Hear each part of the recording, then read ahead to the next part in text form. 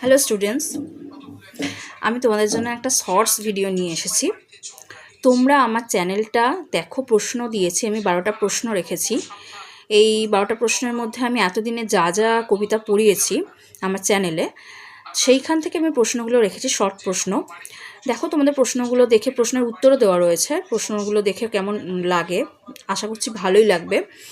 আর তোমাদের যদি ভালো লাগে, পছন্দ হয়, তাহলে তোমরা কিন্তু আমার চ্যানেলে ভিজিট করবে, লাইক করবে, চ্যানেলটাকে পড়বে অ্যান্ড শেয়ার করবে, সাবস্ক্রাইব করে দেবে।